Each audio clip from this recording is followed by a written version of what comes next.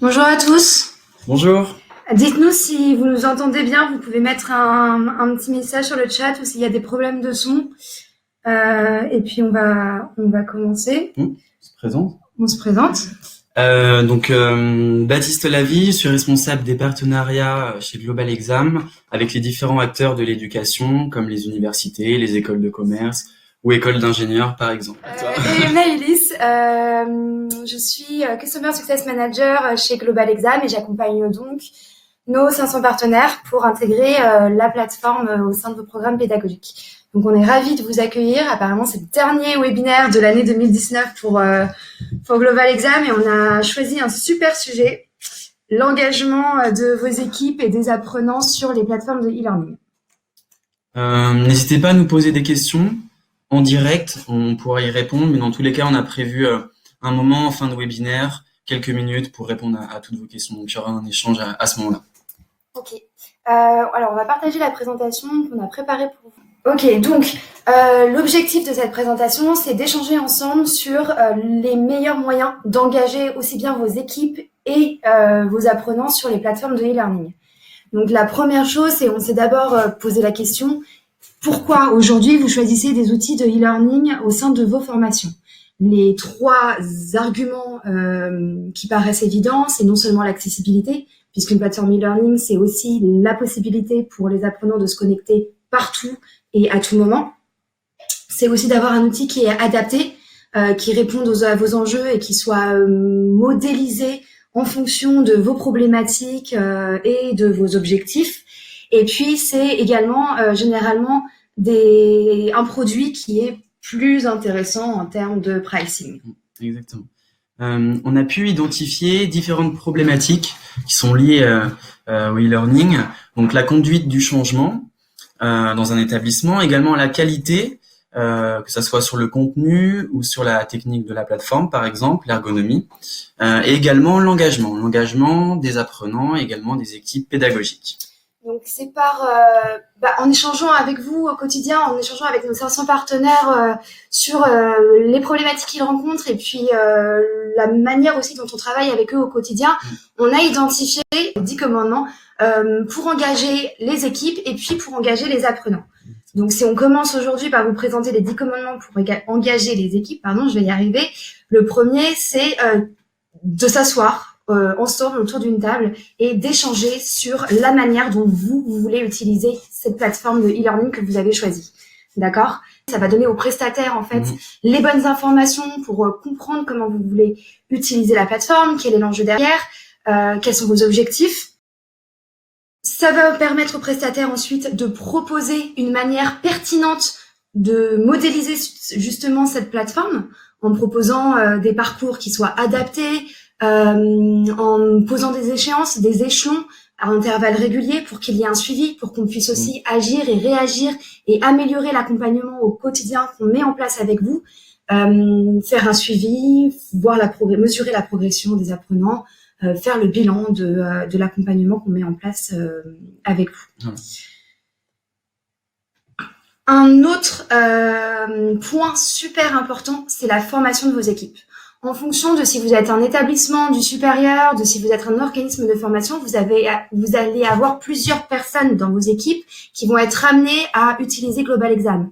Que ce soit des commerciaux, dans le cas par exemple des organismes de formation qui ont besoin de maîtriser les plateformes e-learning pour promouvoir les offres de formation, que ce soit des formateurs et des enseignants qui là vont être beaucoup plus intéressés par l'aspect pédagogique de la plateforme, ou que ce soit des administrateurs, l'équipe administrative qui va gérer plus tous les aspects opérationnels. Quoi qu'il en soit, il y a un besoin non seulement pour le prestat, mais pour vous d'identifier quels sont les acteurs qui vont utiliser la plateforme e-learning pour ensuite leur proposer une formation qui soit pertinente. Les besoins sont différents, donc on doit adapter également notre formation.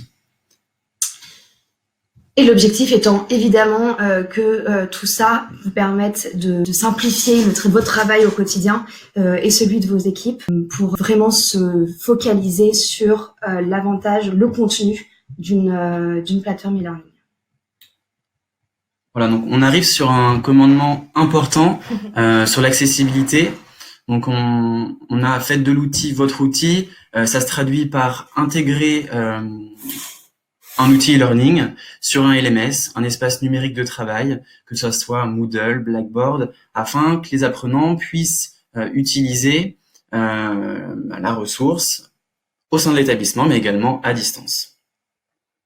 Communiquer pour engager, donc ce qu'on a voulu dire par ce commandement, c'est communiquer auprès des équipes au fil de l'année. Ça peut être de manière trimestrielle sur les nouvelles fonctionnalités de l'outil, le contenu qui est disponible et qui évolue, et également sur des bilans qui peuvent être faits à intervalles réguliers.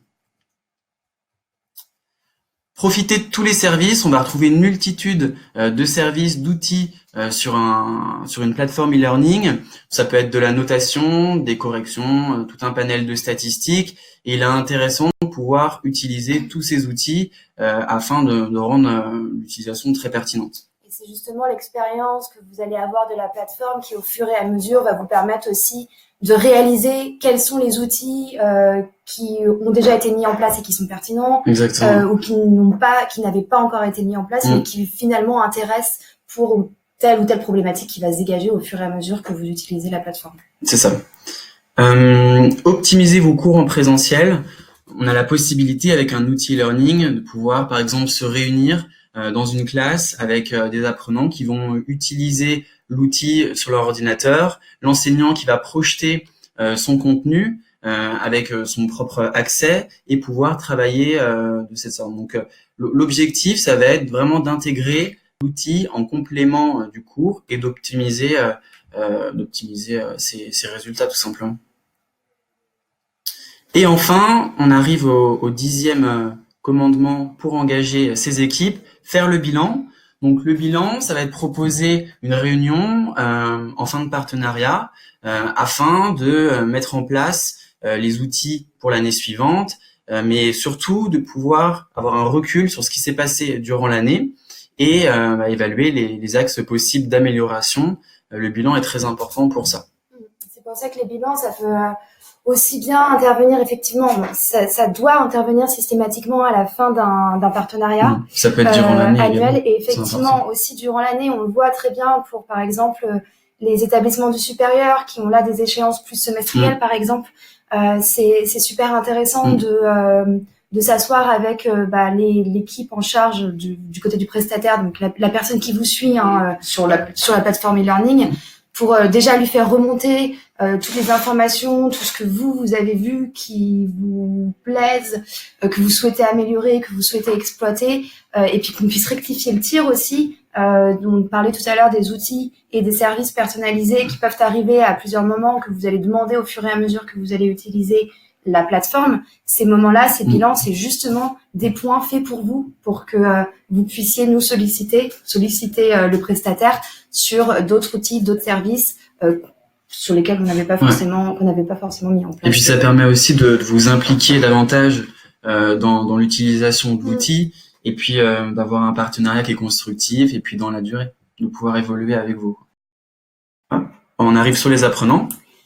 Du coup, on a fait le même exercice effectivement sur l'engagement des apprenants, qui est aujourd'hui une vraie problématique et un réel enjeu lorsqu'on utilise des plateformes de e-learning. Le premier commandement, c'est évidemment de fixer des objectifs qui soient clairs. On parle à des apprenants, des étudiants, des personnes qui se forment.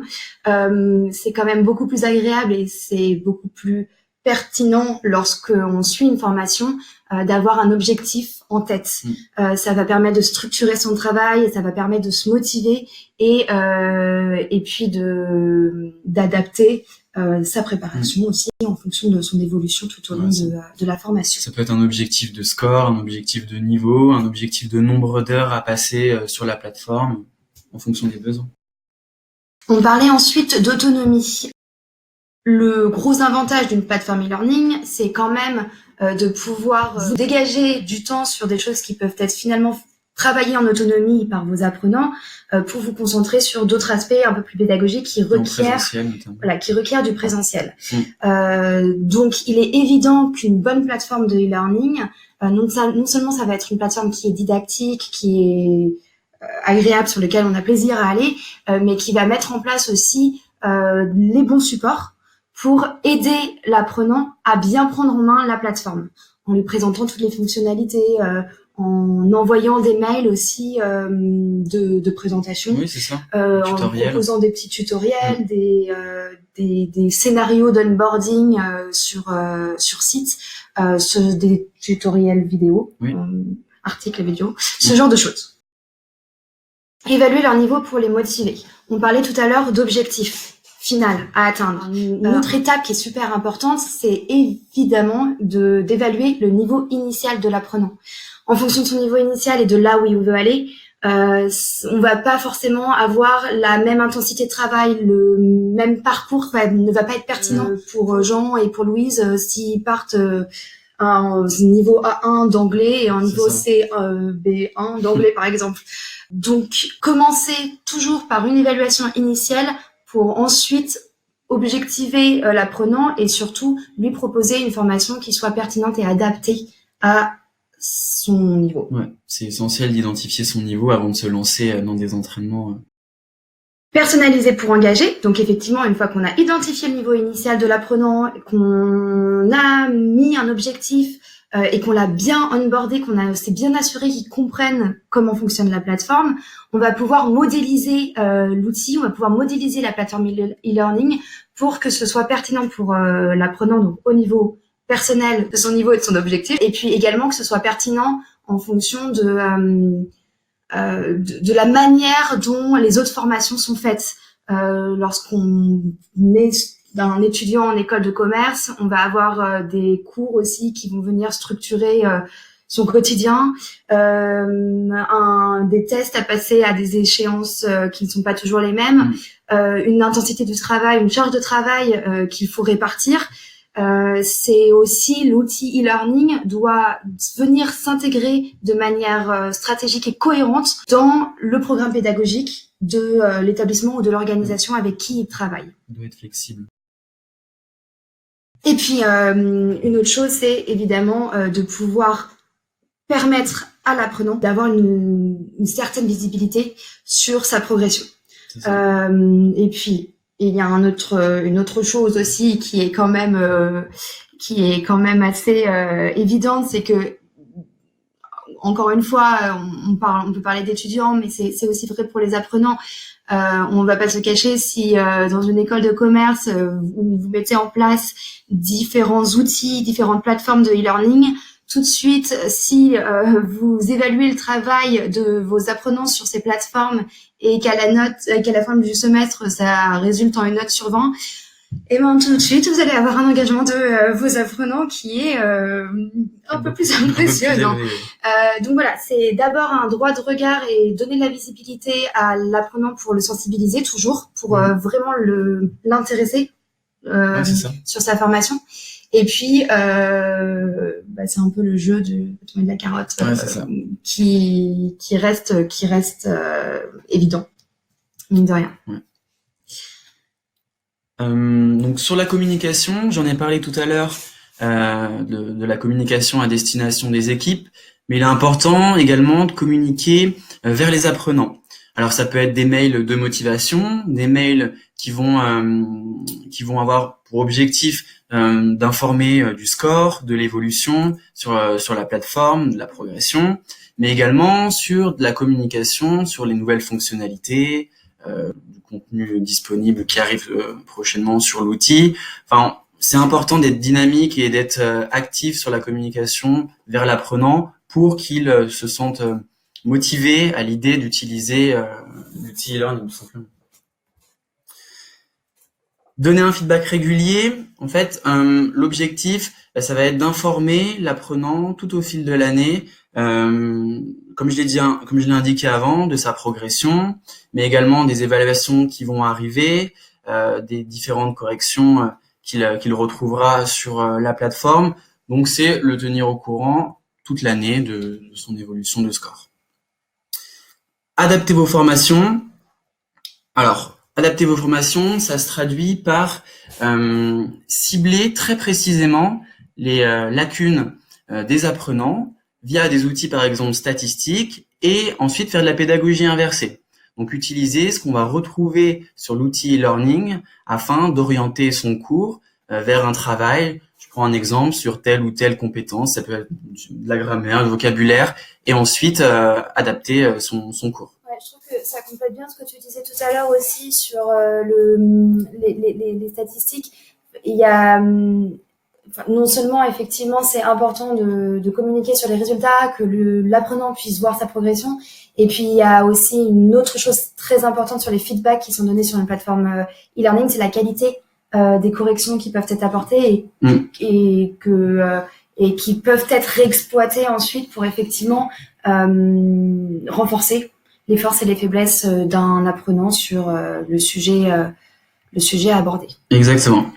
Valoriser les résultats, ça va être de manière trimestrielle en fin de semestre ou en fin d'année, pouvoir donner une information à l'apprenant sur son score, le certifier, le féliciter via des mails toujours qui sont envoyés par exemple, et avoir son objectif qui est atteint en fin d'année. Voilà, donc c'est important de toujours féliciter et informer de la progression sur l'outil.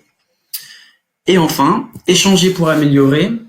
C'est important de proposer, en fin de partenariat, un bilan avec notamment ses étudiants, ses élèves, pour leur demander ce qui a été sur la plateforme. Ce sont les premiers à l'utiliser, donc c'est eux qui vont faire remonter des avis. Ça peut être des avis sur le parcours utilisateur, sur le contenu, sur le temps passé, pourquoi j'ai passé du temps sur la plateforme ou pourquoi j'ai pas passé assez de temps. Et effectivement, c'est toujours bien d'avoir en fin d'année un bilan comme ça. Ouais, au même titre que effectivement de récupérer la satisfaction et les avis de vos équipes. Comme le dit Baptiste, les premiers utilisateurs, ça reste nos apprenants. C'est en plus généralement ceux qui sont le plus critiques et c'est bien C'est ça. parce que c'est constructif, que ça nous permet aussi de voir s'améliorer. comment on peut mieux modéliser la plateforme l'année d'après, changer peut-être les parcours qui sont mis en place et le suivi qui sont mis en place pour les apprenants. Voilà, avoir du feedback et connaître la vie de vos apprenants. Si vous voulez plus d'informations, si vous voulez vraiment une présentation de la plateforme plus détaillée et axée sur vos besoins. Ouais, pour Global Exam. Exactement. Et voilà. Ouais, c'est ça. N'hésitez pas à nous contacter par la suite. Vous aurez tous les éléments à la suite du webinaire via la présentation. Merci beaucoup. Merci à vous pour votre temps. Une dernière question sur le fil. Votre catalogue de plateformes possibles nous aide que... Oui. Oui, il y est dans les présentations commerciales du coup. Exactement, ouais. Il y est. Ouais, bah du coup, sur la présentation que vous allez recevoir, de toute façon, on va remettre ce catalogue. Oui. Et puis, effectivement, ensuite, dites-nous si vous voulez plus d'infos sur... C'est ça. Via le webinaire, on a vos coordonnées avec vos adresses mail, donc vous allez recevoir tous les éléments à la suite. Merci beaucoup. Merci beaucoup. Bonne fin d'année. À l'année prochaine, du coup. À bientôt. Bonne fin de journée. Au revoir. Au revoir.